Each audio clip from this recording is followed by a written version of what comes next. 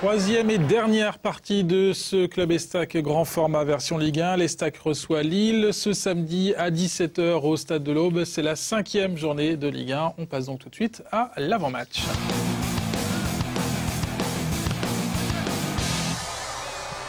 Lille est 11e au classement avec 5 points. L'Estac 19e avec 1 point. Comment vous voyez cette rencontre, Johan? Comme une autre, j'allais dire. On sait que c'est une très bonne équipe, j'allais dire l'une des meilleures de ces dernières années. Mais voilà, on a aussi nos arguments à faire valoir et on va jouer ce match pour le gagner.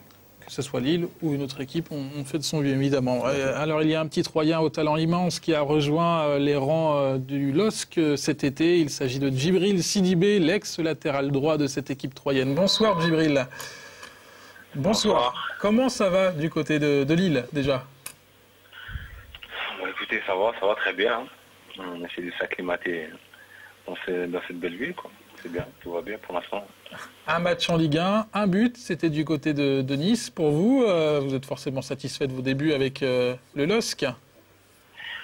Ouais, c'est vrai, c'était mon premier match avec le LOSC en Ligue 1. Et voilà, j'ai essayé de jouer comme d'habitude, avec beaucoup de générosité, beaucoup d'enthousiasme. C'est vrai que Nice, aller jouer là-bas, c'est difficile avec l'ambiance. On connaît là-bas l'ambiance du stade du Reste et avec la chaleur aussi. Et moi, j'essaie de jouer avec mes atouts, mes qualités. Et voilà, je marque ce but-là et je suis très content. Avec le score de 2 buts partout en score final du côté de Nice. On va revenir évidemment sur cette rencontre qui nous intéresse, ce match entre l'Estac et Lille, samedi à 17 h. Comment sont les esprits nordistes avant ce déplacement dans l'Aube? Attends, Jib, je te traduis. Kabakicho, les esprits, Kocha des nordistes, à Bilout. Qu'est-ce que t'as dit? Tu vas marquer ou pas? C'est un match comme un autre. Hein. Nous, voilà. On sait que Lille, ces dernières années, c'est une équipe qui est dans une phase ascendante. Après, tous les matchs ils sont importants, que ce soit en Ligue des Champions ou en championnat. Là, voilà, je contre une belle équipe de 3 et voilà, on va essayer d'aller chercher des points là-bas.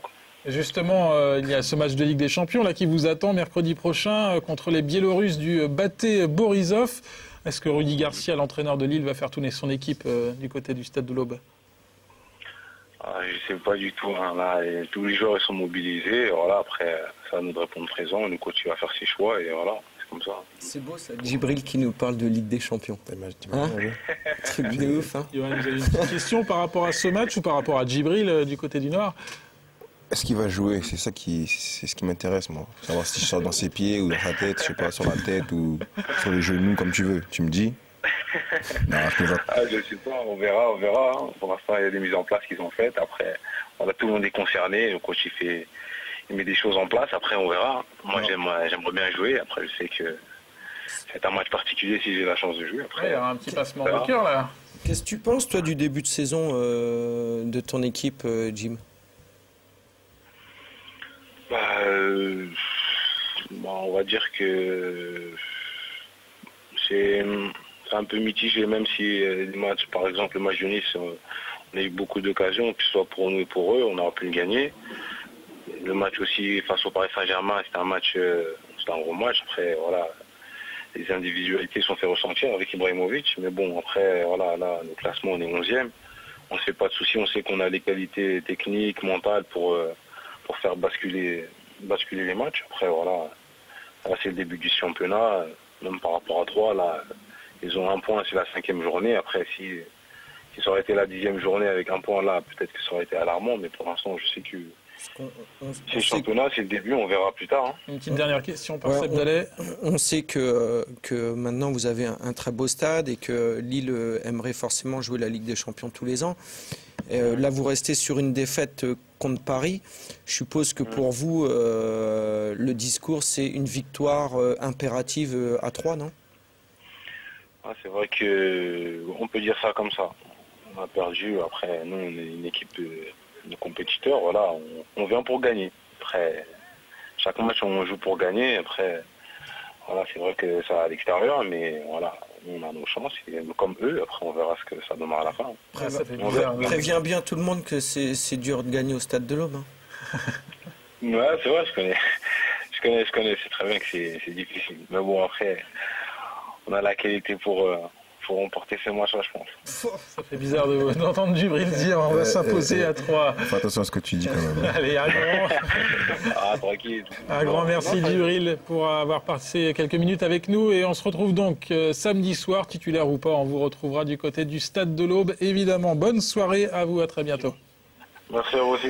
Les réactions de supporters, toujours par rapport à cette rencontre face à Lille, la 5e journée de Ligue 1. On va prendre celle notamment de Daniel, qui est sûr que l'Estac va faire un bon match avec ce brin de réussite qui ne manquera pas cette fois. Pour Batista, le début de saison est compliqué, mais nous attendons une défense solide et les 3 points. Enfin, pour Cindy, j'espère bien que la victoire va montrer le bout de son nez contre Lille. Carlos, le dernier match en date contre Lille au Stade de l'Aube, c'était en 2006, 9e journée. Ouais, je crois que ça s'était terminé par un match nul, un partout. Un but partout, ouais. On va revoir ces images. Ouais. Avec des Troyens dominateurs en première mi-temps, avec Seb Dalek qui était rentré 70e minute environ. Seb, vous vous souvenez de cette rencontre face à Lille? Non. Non, pas du tout. Et Carlos, il y avait ce penalty, on va voir une image, un double penalty avec Benjamin Nivet. Ouais. Ouais, on voit les images là-dessus. Voilà. Consécutif à une faute de Vitakic, le défenseur nordiste. Oui, si, ça, je me souviens qu'il avait fait retirer à Benj. Lille, c'est quand même une cylindrée importante de ce championnat, Johan. C'est forcément des matchs un peu plus intéressants à jouer que quand on se déplace à Brest ou à Valenciennes, non, quand même? En toute franchise, franchement, en Ligue 1, je pense que tous les matchs sont intéressants. Après, c'est clair que Lille, c'est une plus grosse écurie que Brest, on va dire. Faut dire ce qui est. Mais tous les matchs sont franchement très excitants, très intéressants. Et là, on sait qu'on va rencontrer une équipe lilloise en pleine forme. Et c'est Keita qui avait égalisé, on l'a vu en image, contré par le dos de la Sueur. Qui avait égalisé en fin de match, oui. Lorsqu'il était fort.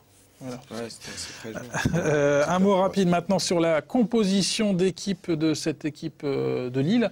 On a ressorti l'équipe, le 11 de départ qui avait démarré contre le Paris Saint-Germain au grand stade de Lille lors de la 4e journée. Est-ce qu'il y a des joueurs qui vous inquiètent particulièrement, notamment en ce qui vous concerne dans la phase offensive de cette équipe? J'allais dire qu'il faut juste être attentif à ce trio, j'allais dire, offensif. Après, non, c'est inquiétant, non. On sait qu'ils ont des qualités, mais voilà, nous aussi on en a. Et on va se préparer pour faire face à ces attaques. Et Djibril Sidibé n'était pas titulaire contre le Paris Saint-Germain. Il y a une inversion entre les latéraux derrière. Beria est à droite et Digne, qui est au demeurant un excellent joueur, Lucas Digne, est à gauche. Voilà, c'est pour ça. C'est pour savoir si vous suiviez, Carlos. Un tout dernier mot sur ce calendrier aussi de cette 5e journée de Ligue 1 avec donc l'Estac qui reçoit Lille. Mais il y a également de belles affiches comme Marseille, le leader de ce championnat qui se déplace du côté de Nancy. Reims face au champion de France Montpellier. Saint-Étienne-Sochaux, vous retenez, Seb? Ouais.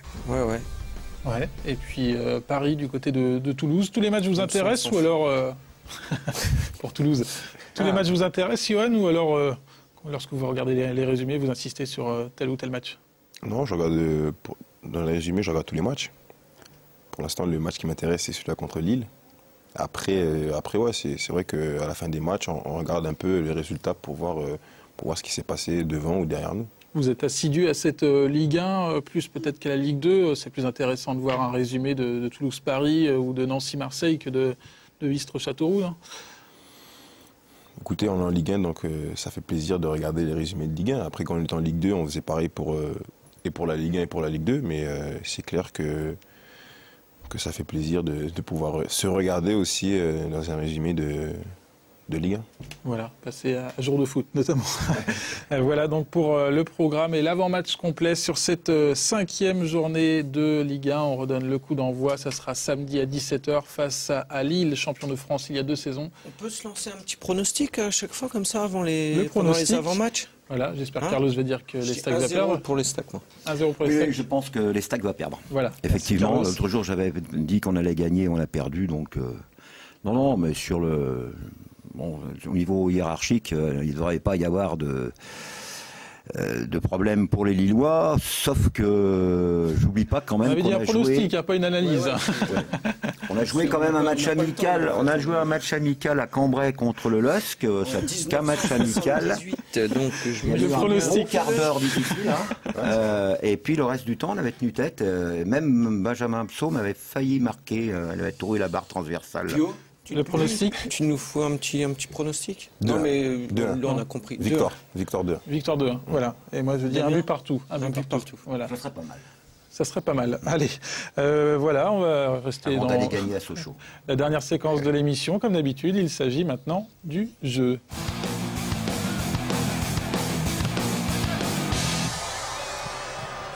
Alors, Johan, 3 propositions au programme. Le danse, le chant, ou alors le danse. Le danse. J'ai inversé. C'est nantais, je crois. Je connaissais pas ça. C'est mon accent nantais, pardon. La danse, Ou le les- chant ou les ou le sport. Voilà. Le sport, c'est quoi? Le sport, c'est quoi? Vous le saurez Tu dois si vous choisir. choisissez sport. Le danse? Voilà, il est merci. bon partout. Il est bon partout. Donc. Non. Ou la sport. Je sais pas. Je vais prendre le sport, allez. Le sport, ce soir, la semaine prochaine, on fera un tirage au sort. Parce que mais tout le c'est monde vrai. choisit sport. Alors, ce soir, le sport, Tu fais c'est danse ou chant? danse ou chant. Le danse ou la chant? Voilà, allez, on va passer à la sport. Donc, ce soir, il s'agit du golf. Vous êtes golfeur?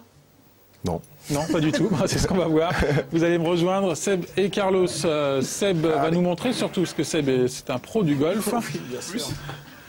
Alors, je vais vous chercher le club, une petite balle. Voilà, le club, la petite balle.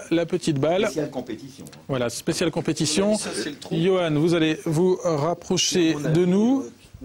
Et voilà, il s'agit de mettre la balle dans le trou. Ok, on a combien d'essais là? Parce que là, ça chauffait un peu quand même, non? Allez, deux essais. Vous avez une technique particulière ou pas du tout? Pas du tout. Pas du tout. Allez, Fais attention parce que.